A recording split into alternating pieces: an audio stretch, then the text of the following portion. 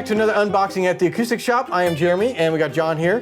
Today we're going to be talking about this beautiful gold top MD415. It is so goldy. It is sparkly. We did this one before, but we're going to redo it, a re-unboxing here at the Acoustic Shop. Stay tuned.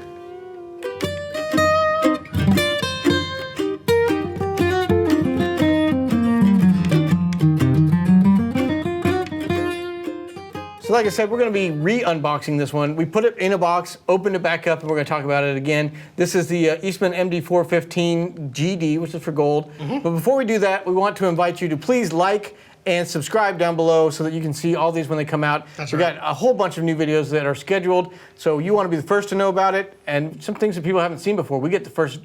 We built this so that we can get people to send us stuff before anyone else sees it. And we get it. So, and another thing, like with all of our videos, at the end of this video will be a complete tone sample of this instrument, as well as if you enjoyed the music at the beginning, we'll have a complete song on another video. So make sure to check those out. So if you don't want to hear us talk, you can jump right to those. They're in the description below. Click on those links, get right to the meat of it. But we're going to talk about it right now. That's right. This is the MD415. It comes in two color tops.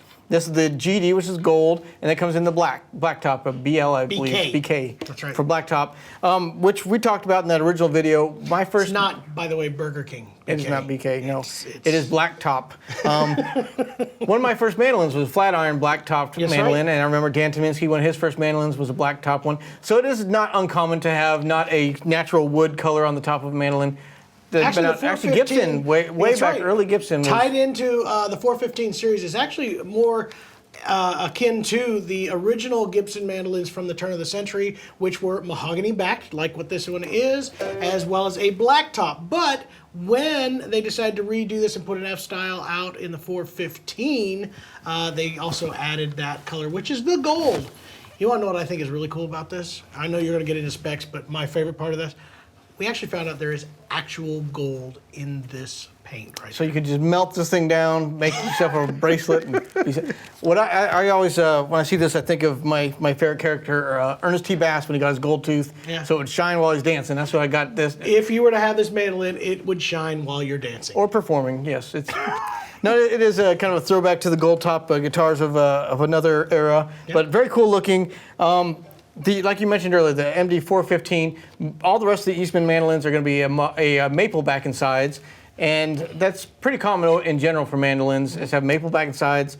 Mahogany back and sides are not undone. I guess they've been done before, but this is a first for Eastman. With the MD415 will have the mahogany back and sides. Still has a spruce top under here. You can't see it, but it's there. It's underneath that gold top. So you're still getting that spruce strength and I guess brightness and clarity that you get with the top, but then that mahogany I think gives you even a little bit more clarity to the notes. What I found. It is. I'll correct you a little bit on this. Eastman actually did do mahogany before in the 405, which was an A-style oval hole, and I believe the I forget, it was the F-style version of it, but with an oval hole. And those were, like you said, based off of the original Gibson mandolins.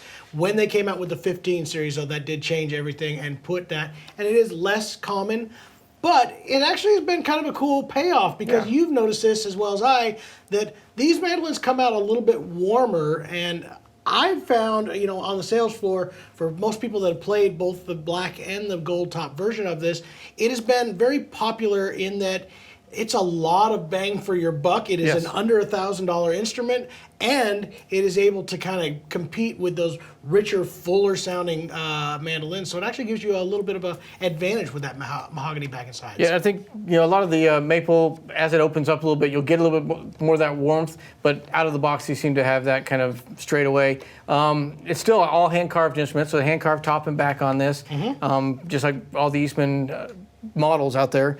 This has the bound fingerboard, fretboard, and bound top, unbound back and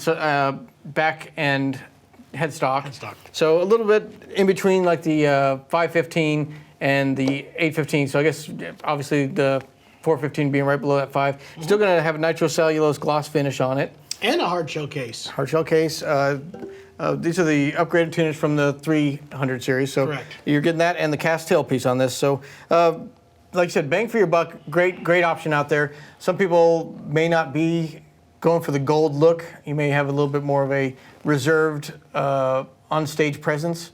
or jam session present, so you don't want to really stand out there with your gold. So the black top, also a really good option. All the specs are the same, just black versus gold. And some people ask about why do a color option. This has been a common thing for manufacturers from the beginning. Obviously, they're not going to use their most beautiful tops. Now, sonically, not going to make much of a difference at all. Could have just some weird grain patterns to it. Yeah, it's just not going to be their straightest grain and at least color variant of that spruce top. So in order to do that, they're able to kind of go with those color finishes. And again, also gives you a chance to have something. If you're a Les Paul guy, this is your mandolin. Have this sit next to that guitar. That's right. And like I said, the black tops have been around, very popular mandolin option for a lot of years. So another thing I want to point out, and me and you have talked about this before, Eastman does a really good job of getting nicely figured mahogany. If you looked at that one more time, this is not just boring mahogany. This is a really nice, flamey character stuff. So we're not talking... Slight burst to it too. It's just gorgeous. It's an inexpensive instrument, but it is not a cheap instrument, and that is something to keep in mind. You've dovetailed joint on the neck, all hand done, bone nut for it, adjustable ebony bridge. Yeah, so they're not cutting corners on it. They're still putting out a quality instrument at an affordable price, and just something cool and different with that top. I think it just stands out from the crowd. And for me, I find that this is a worthwhile add-on to the 315, which we've talked about in many videos before. Jeremy has already discussed that the 300 series, his favorite entry level mandolin by far.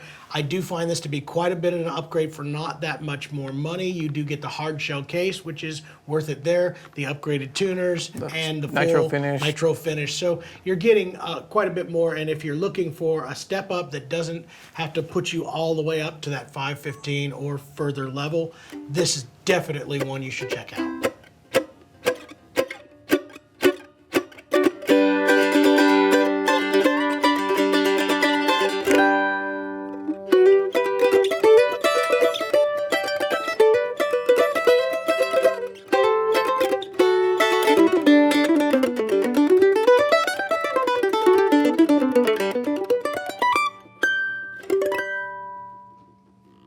Hey, thanks for watching that video that we just did. I'm gonna make this universal so we're gonna use it on all the videos. Good I man. hope you enjoyed that thing that I said. And if you'd like to see more things like that, just subscribe down below where it says subscribe. You'll be notified anytime we do another video. And while you're at it, make sure to check out our website, theacousticshop.com. We have free shipping on most products and one of the best return policies in the country. We know what it's like to buy an instrument online. You never know what you're gonna get. When you get it, if you're not happy with it, send it back to us. We're not gonna be mad at you. No. We'll be a little disappointed in you, but no. We want you to find the right instrument, and there's no way to know until you try it. So we encourage you to try it out, play it, and then if it's not the right fit, we'll find the one that is. There we go. Also, be sure to comment down below. We love to interact with you guys. It's not a one-way street here. Nope. You get to say things, we get to say things back to you.